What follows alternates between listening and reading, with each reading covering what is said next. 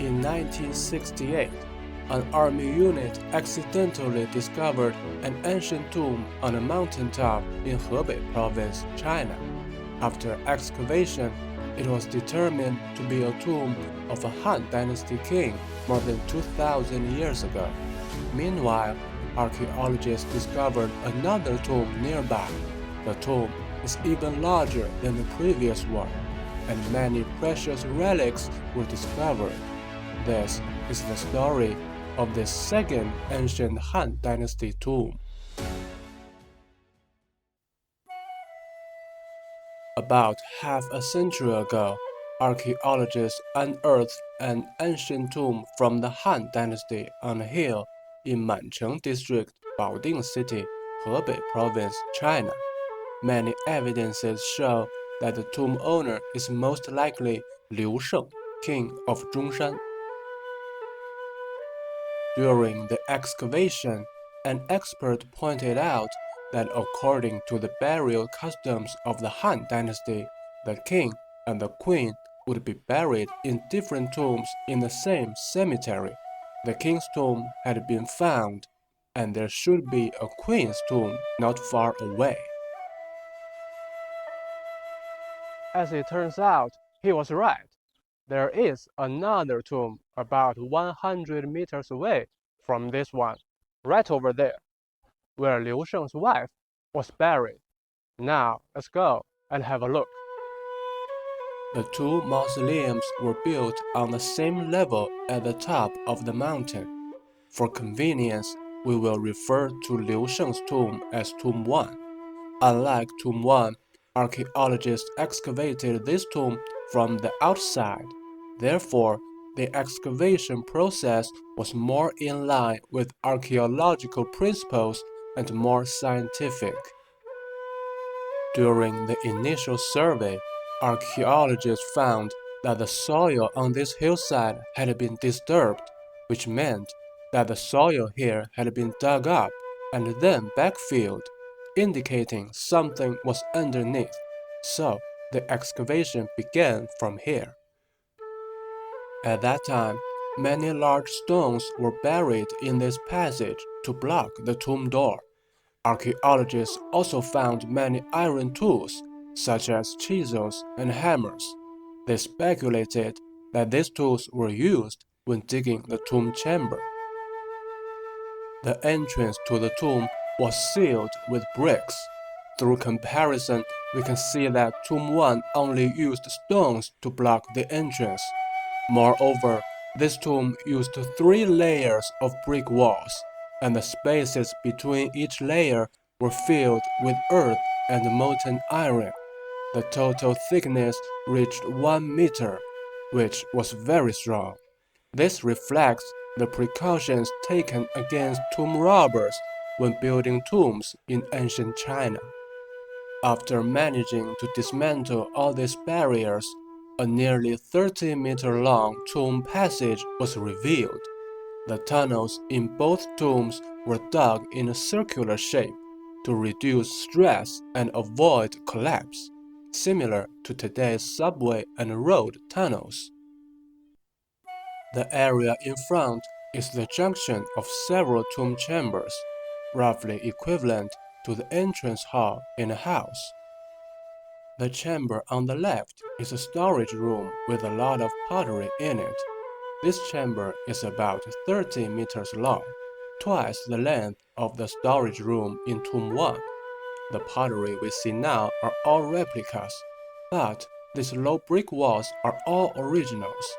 These walls divided the area into 6 compartments, each containing a different type of pottery.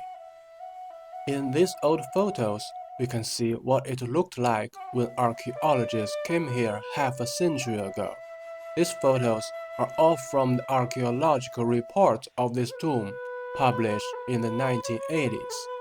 This pottery all had their uses, many of which are no longer used by modern people.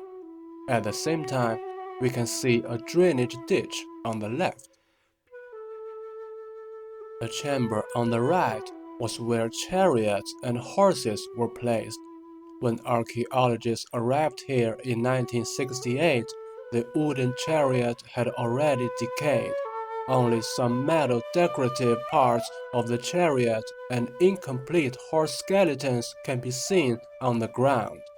It can be determined from these metal parts that there were originally 4 chariots and 13 horses here. These horses were all killed and placed here. The dome-shaped chamber in front is the main part of the entire tomb, equivalent to the living room in a house. The area here is about the same as half a basketball court, and the height reaches 8 meters, which is very spacious. When archaeologists came here, the ground was covered with broken roof tiles, indicating that a building once existed here and then collapsed due to the decay of the wooden pillars. Unlike Tomb 1, this building has not been restored, so we can see what the entire cave looked like. Archaeologists discovered a large number of bronze artifacts in this area, many of which are daily necessities. Among them was a cosmetic utensil.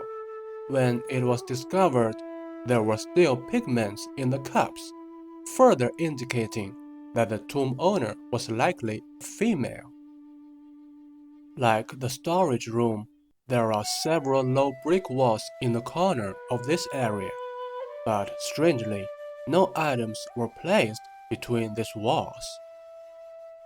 There are drainage ditches surrounding this area, and rainwater that seeped into the cave in the summer merged into this well, which is the lowest point of the tomb.